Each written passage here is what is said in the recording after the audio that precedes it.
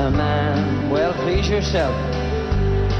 Help me believe in what I could be and all that I am. Show me the stairway I have to climb. Lord, for my sake, teach me to take one day at a time. Everybody sing. One day at a time, sweet Jesus, that's all I'm asking from you. Just give me the strength to do every day what I have to do. Yesterday's gone. Yesterday's gone, sweet Jesus, and tomorrow may never be mine. Lord, help me today, show me the way, one day at a time. All right.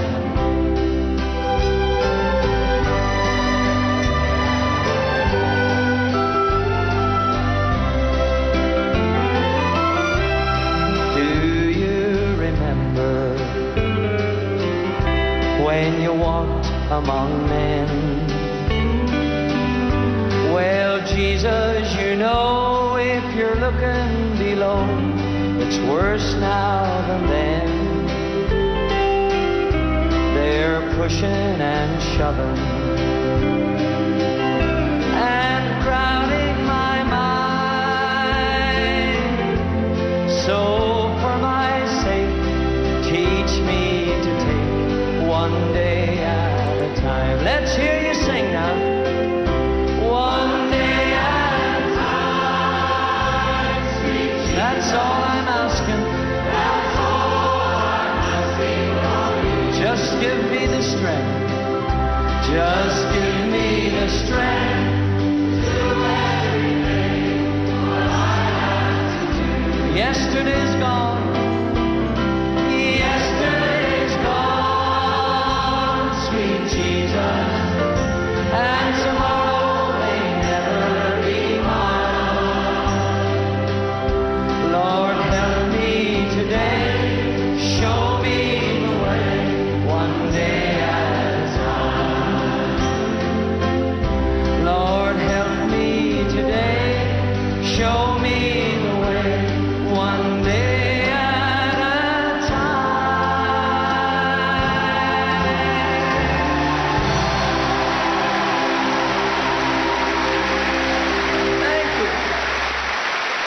Auditeurs, auditrices, soyez tous les bienvenus dans notre monde de la spiritualité. Et aujourd'hui, je vais entreprendre avec vous l'histoire d'Élie le prophète et les corbeaux du Seigneur. Ces oiseaux de malheur, Élie et les corbeaux du Seigneur. Le prophète Élie était un personnage primordial tout autant dans l'Ancien Testament, d'où il apparaît comme l'un des plus grands prophètes, un peu à l'image de Moïse, et un peu comme Jean le Baptiste dans le Nouveau Testament. Son nom prestigieux revient plusieurs fois dans la Bible, et il vaut la peine de le regarder d'un peu plus près pour vraiment le connaître. Bien que son ministère soit relativement court, sa vie a été prolifique en interventions divines de toute espèce, de toutes sortes. Et il nous offre une biographie extrêmement riche en outils de travail. Et souvent de nos jours, en ces temps de la fin, nous voyons des serviteurs de Dieu qui travaillent dans la vigne du Seigneur en solitaire et sont des fois tentés de dire comme le prophète, « Je suis resté seul. Je suis resté seul, Seigneur. » Bien sûr qu'au temps d'Élie, il y en avait 7000 qui n'avaient pas ployé leurs genoux devant le dieu Baal. Mais où étaient-ils? Élie ne les connaissait même pas. Il se cachait, apeuré, terrifié à cause du méchant roi Akab et de sa femme Jézabel. Et ainsi l'étude de la vie de ce prophète sera utile pour ceux ou celles qui sont ou se croient seuls. Et cette étude sera aussi utile pour ceux qui pensent que de ce qu'ils font a peu d'influence sur l'apostasie. L'apostasie. 7 mauvais rois s'étaient succédés en Israël depuis Jéroboam. Et dans mon texte arrive le roi Akab avec sa terrible femme Jézabel. À eux seuls, ils ont commis plus de mal que tous les autres d'avant eux. La nation d'Israël était submergée par un ouragan d'idolâtrie. La condition morale et spirituelle du peuple était dans un état lamentable et pitoyable. L'Épître de Jacques nous dit qu'Élie était un homme de la même nature que nous, en Jacques 4, 17. Ou dans une autre traduction, qu'il avait les mêmes passions, les mêmes sentiments que nous. Nous serions en quelque part incités de penser qu'Élie était un génie ou un géant spirituel, un homme avec un cœur gros comme le mont Sinaï, qui bat à grands coups fracassants comme le tonnerre lorsqu'il gronde. En fait, c'est la première impression que nous avons de lui. Mais derrière cette image, il y en a une toute autre. C'était un humain, exactement comme vous et moi, qui était dans un milieu où l'apostasie régnait. L'apostasie, c'est un principe religieux païen qui consiste à corrompre intentionnellement les principes de l'Évangile. L'apostasie, c'est une ou des personnes qui renoncent à se soumettre à une doctrine biblique, parce que le péché est la perversion du bien. Élie est un homme avec les mêmes sentiments que nous. Ma Bible ne nous dit rien sur sa jeunesse. Probablement qu'il avait des parents pieux, je ne sais pas. Il était Tisbite de Galaad et son nom signifie « Dieu est ma force ». Mais si nous ne savons rien sur la première partie de sa vie, nous pouvons être certains que Dieu le façonnait en prévision du jour d'où il ferait son apparition sur la scène prophétique.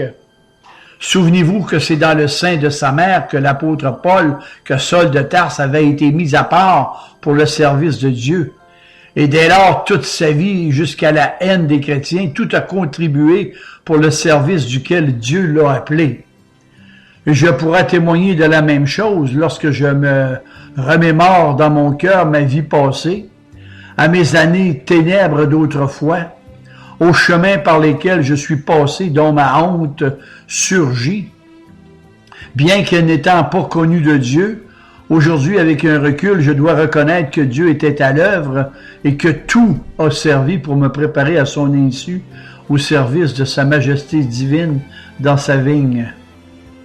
Ainsi, chaque expérience que nous faisons est une préparation pour le travail qu'il nous réserve. Et avec Dieu, les moments d'attente ne sont pas des moments perdus. Pour Dieu, les 40 années que Moïse a passées au désert de Madian n'en sont pas moins importantes que les années qu'il a passées à la cour du pharaon d'Égypte. Mais ce qui caractérise Élie, c'est sa séparation radicale avec le mal et le péché ambiant autour de lui de l'apostasie. Tout le caractère et le ministère du prophète se résument de ce que nous dit l'apôtre Paul. Ne participez pas aux œuvres infructueuses des ténèbres, mais plutôt condamnez-les. Et ces paroles sont écrites en lettres de feu par l'apôtre Paul. Élie, c'est le roc de Gibraltar, qui reste inébranlable pour pouvoir condamner le péché sous toutes ses formes en temps d'apostasie. Élie était un incorruptible, un défenseur de la foi que Dieu accorde à ses élus d'avant même la fondation du monde. Élie a été un roc de base. Il a été rejeté par son peuple, méprisé, découragé, et si Dieu ne l'avait pas soutenu, il n'y aurait pas eu d'Élie pour nous enseigner bien des choses spirituelles aujourd'hui. Élie est aussi l'homme qui a été nourri 3 fois de façon surnaturelle. La première fois par des corbeaux, une deuxième fois par la veuve de Sarepta et une troisième fois par les anges, en 1 Roi 19,5. Tout cela nous apprend que toute chose concourt ensemble au bien de ceux qui aiment Dieu. Toutes choses, les inférieurs comme les corbeaux, les égales comme la veuve de Sarepta, et les supérieurs comme les anges. Et notez qu'Élie était nourri régulièrement matin et soir par les corbeaux du Seigneur, livraison comprise et table servie. L'histoire d'Élie gravite autour de deux ordres qu'il a reçus de la part du Seigneur. L'Éternel lui dit, « Va et cache-toi. » Et ensuite, « Va et présente-toi devant Akab. » Voilà les deux grands pôles de sa vie. Va, cache-toi, et va, montre-toi. Va, cache-toi, c'est l'aspect privé de son ministère. C'est aussi le département de notre vie, d'où il n'y a rien de spectaculaire. C'est de ce côté que nous parlent les apôtres. Il n'est pas bon que nous abandonnions la prière et le ministère de la parole. Ça, c'est le côté caché. C'est le va et cache-toi. Et le ministère de la parole, c'est le côté public. Va et montre-toi, qui nous dit de prêcher l'Évangile jusqu'aux extrémités de la terre.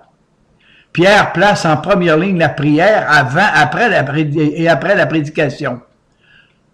En première ligne la prière et immédiatement après la prédication de la parole.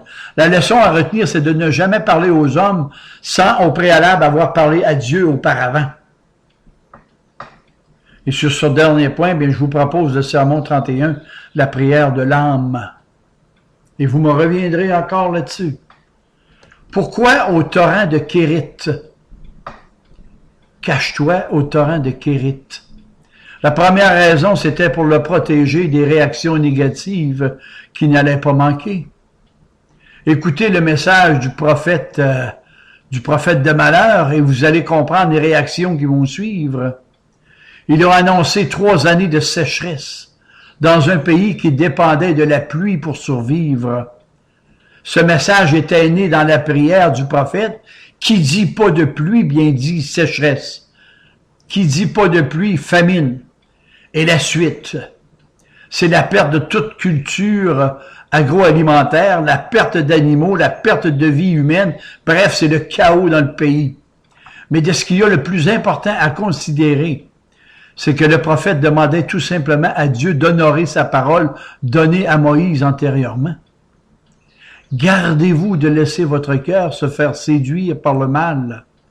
Gardez-vous de vous détourner, de servir d'autres dieux et de vous prosterner devant eux. Car la colère de l'Éternel s'enflammerait contre vous. Il fermerait les cieux et il n'y aurait pas de pluie et la terre ne donnerait plus ses récoltes et vous périrez dans le pays que l'Éternel vous donnerait. En Deutéronome 11:16.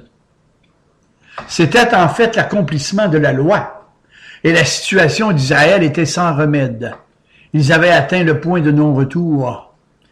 Élie est allé l'annoncer à Akab, et pour le couvrir de sa protection, Dieu l'envoie au torrent de Kérit. Et savez-vous que nous avons aussi besoin de la protection divine? Et c'est celle de notre torrent à nous qui se nomme Jésus-Christ. Nous avons à annoncer un message qui n'est pas toujours de tout repos. Une bonne nouvelle pour ceux qui sont rebelles à l'Évangile. Pour certaines personnes, et sans Dieu, nous portons une odeur de vie. Et pour d'autres, bien, on porte une odeur de mort. En 2 Corinthiens 2:16.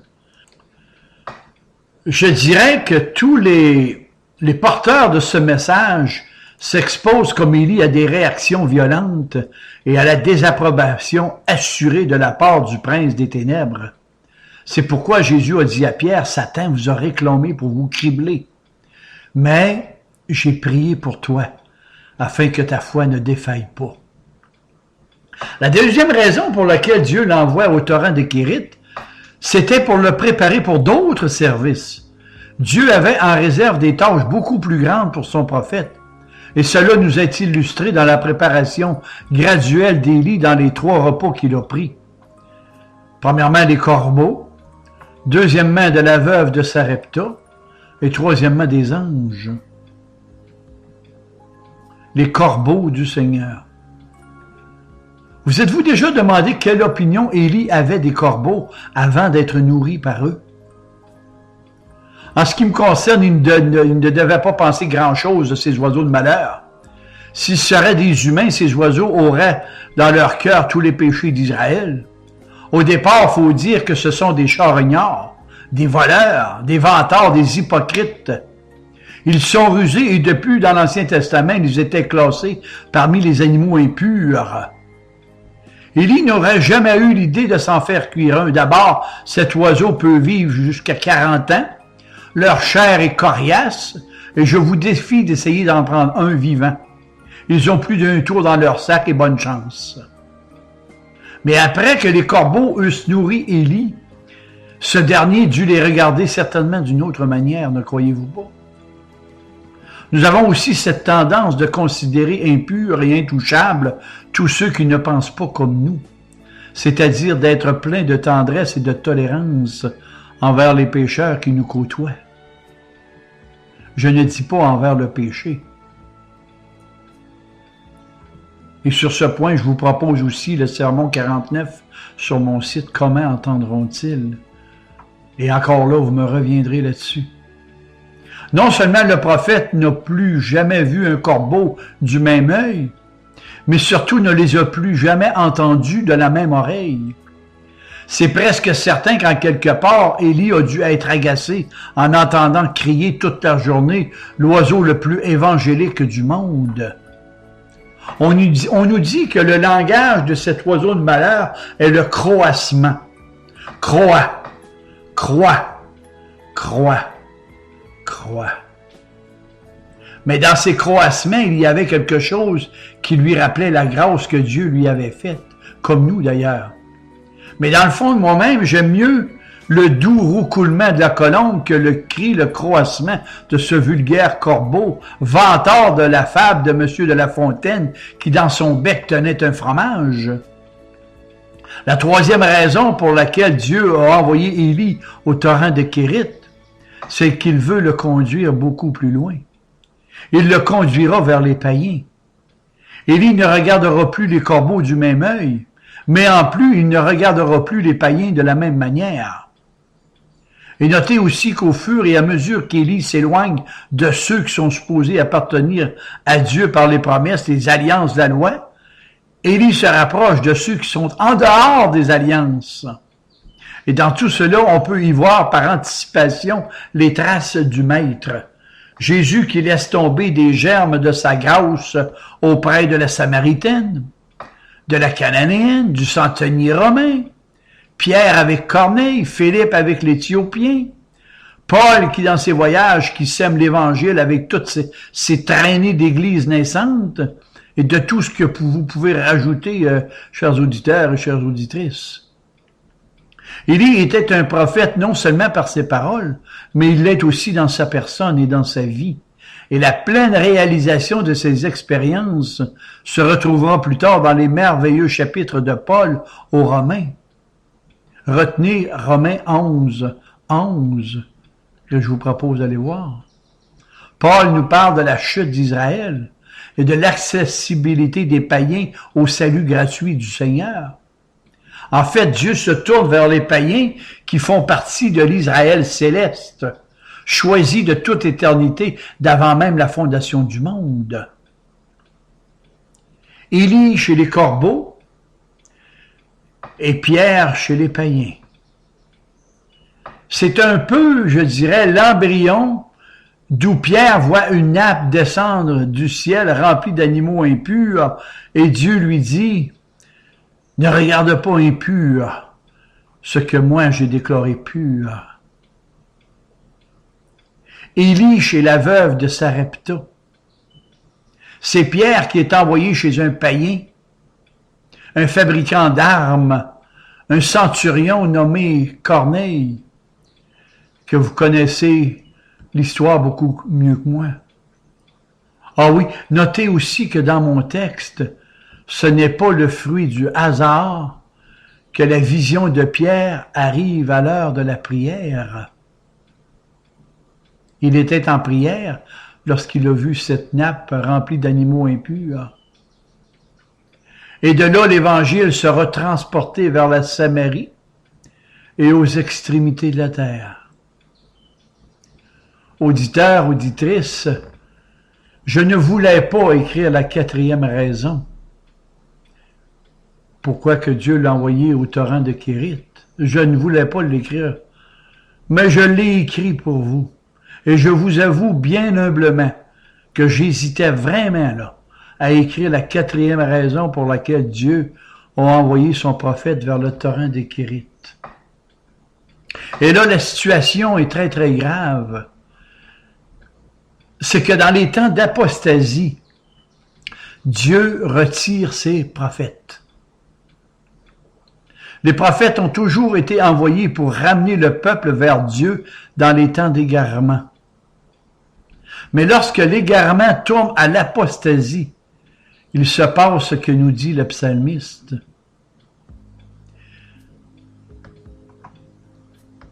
En Psaume 74, 7 à 9. Seigneur, ils ont mis le feu à ton temple. Ils ont rasé et profané le Dieu d'où tu demeures. Ils se disaient en eux, nous les détruirons tous ensemble. Ils ont brûlé dans le pays tous les endroits où l'on rendait un culte à Dieu.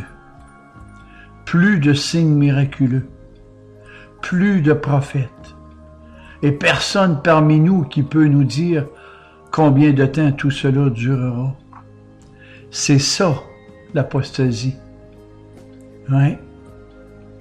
La pire erreur que vous ne devez pas faire, c'est d'essayer de bâtir ou de construire votre propre témoignage qui serait basé sur des fables ou des faussetés. Élie était un humain tout comme vous, tout comme moi. C'est-à-dire des élus déchus, rachetés par la grâce de Dieu. Demeurez vous-même. Je ne vous dirai jamais assez. Soyez naturel. Demeurez vous-même sans façade. Soyez franc, transparent et sincère dans votre cœur. À présent, comprenez-moi bien, là. Nous ne voyons plus de nos jours de signes miraculeux, comme ceux de la Bible. Nous ne voyons plus de prophètes. Par la venue de Jésus, ce dernier a inauguré sa période du royaume messianique. Et Dieu nous a tout donné par sa parole. En Hébreux 1.1, car à bien des reprises et de plusieurs manières, Dieu a parlé autrefois à nos ancêtres par les prophètes. Et maintenant, dans ces jours qui sont les derniers, c'est par son Fils que Dieu nous a parlé. Et il n'y a personne d'entre nous qui peuvent nous prédire encore combien de temps avant le retour de Jésus. C'est un texte qui me fait frémir dans mes réflexions, dans mon cœur et dans mon âme. Il y a pire que d'avoir des évangélistes qui nous cassent les oreilles par leur prédication.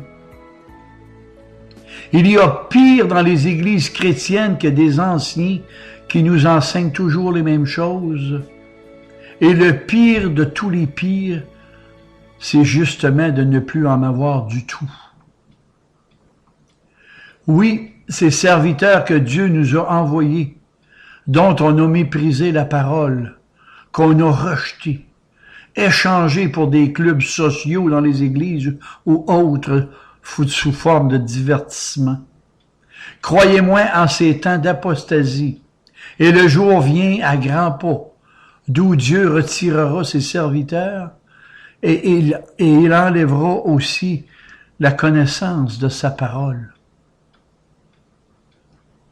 D'où nous risquerons de nous retrouver simplement avec un livre banal, d'où toute substance spirituelle sera retirée, même si c'est une meilleure traduction.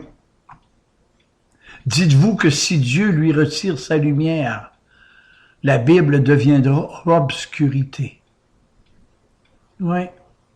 Si Dieu retire la lumière de sa parole, la Bible deviendra obscurité pour vous. Si Dieu lui retire sa vie, ce livre de vie deviendra un livre de mort. un écrit sacré sans illumination. Et cela est vrai pour nous. Au début de notre vie chrétienne, nous étions bouillants à dévorer ce livre, mais nous nous contentions de miettes de sa parole. Avec nos 10 ou 15 minutes de lecture, de méditation, de prière, de rencontre avec le Seigneur par semaine, de lecture, de louange, de cantiques spirituels. 5 à 10 minutes par semaine, et peut-être qu'encore là, j'exagère énormément. Constamment. Ouais. On veut expérimenter de nouvelles frontières, des nouvelles frontières de spiritualité, en acceptant et en tolérant la doctrine des sectes autour de nous, avec, s'il vous plaît, des accommodements raisonnables. Et graduellement, nous avons grandi en suivant nos désirs par la chair et non par l'esprit que le Seigneur veut vous donner. Pourtant, l'approvisionnement de Dieu pour vos âmes, il est là, dans vos mains, près à votre cœur, de préférence entre 2 couvertures noires de ce livre de vie. Et si vous ne me croyez pas, achetez-vous une Bible comme la mienne. Comme je disais, de préférence, une couverture noire, et faites l'expérience que je vous propose. Entre le pouce et l'index, saisissez les pages intérieures du centre de votre Bible et laissez-les libres, les 2 couvertures, que vous agiterez du bas vers le haut ou l'inverse, ça a peu d'importance. Et là, vous aurez votre corbeau du Seigneur qui vole et qui vous apporte la nourriture dont vous avez besoin. Et cette nourriture qui est là, à l'intérieur de ce livre, de ce soi-disant corbeau, devant vous, et votre repas divin, il est déjà prêt pour vous. Et je vous propose le sermon 41. J'ai fait un message sur mon site là-dessus, le faux chrétien, que je vous encourage énormément à aller consulter et de l'écouter avec les oreilles de votre cœur, de votre âme et de votre esprit. N'importe lequel d'entre nous a le privilège d'avoir le meilleur du régime de Dieu. Enfin, je l'espère, parce que nous avons tous le même Seigneur, la même Bible, le même esprit pour aller se nourrir à volonté au buffet du Seigneur sans rien payer. C'est ce que nous dit le prophète Ésaïe, chapitre 55 et le verset 1. Dites au Seigneur que vous voulez le connaître de façon intime et privilégiée, que vous voulez le servir et que vous voulez avoir plus de pain et de filets mignons dans votre cœur. Vous n'avez qu'une chose à faire, de vous repentir et de vous recentrer au travers de sa parole. L'homme ne vivra pas de pain seulement. L'homme ne vivra pas de pain seulement, mais de toute parole qui sort de la bouche du Seigneur. Voilà l'histoire de Élie et des corbeaux du Seigneur. Je n'ai fait qu'effleurer le passage de la Bible de Élie, juste sommairement, mais je vous encourage à aller approfondir les textes que je vous ai dit ce matin. Est-ce que vous voulez prier avec moi? Seigneur, mon Père, nous te remercions de nous avoir donné cette parole aujourd'hui. Cette parole de vie qui contient tellement de belles promesses et tellement de bénédictions pour nos âmes qui sont affamées de toi.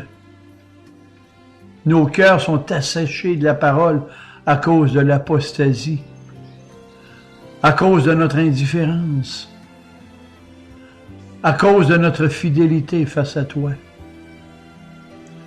Oh Papa, je te demande du plus profond de mon être d'être généreux et de nous pardonner nos tiédeurs face à ce pain de vie que tu nous as donné.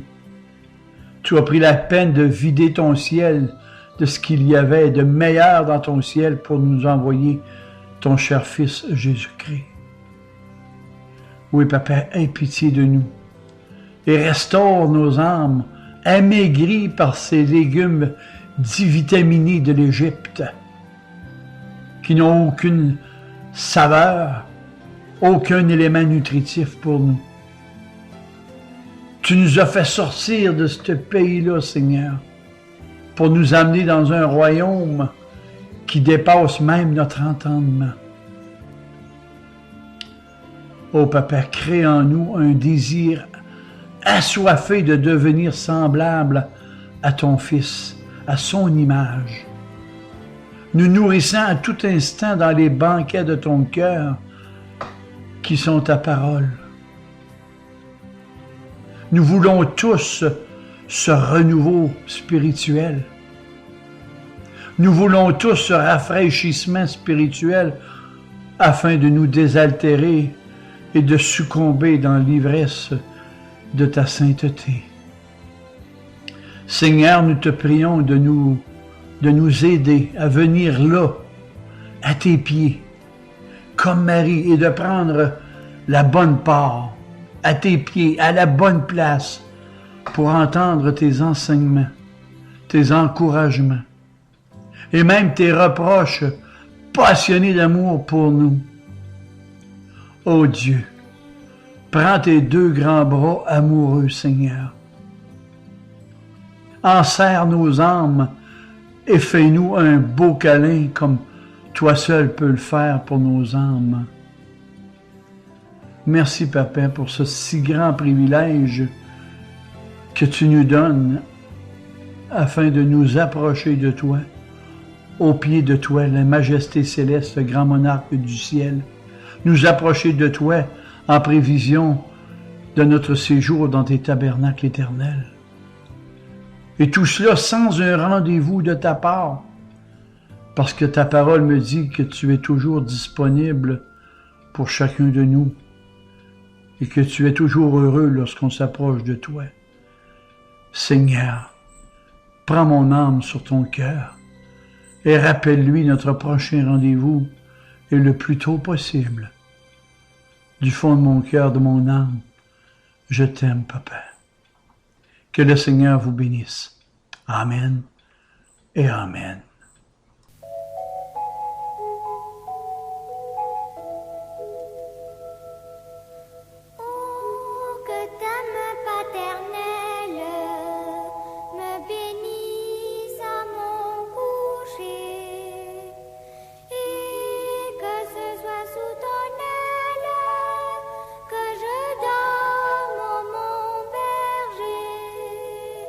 Que je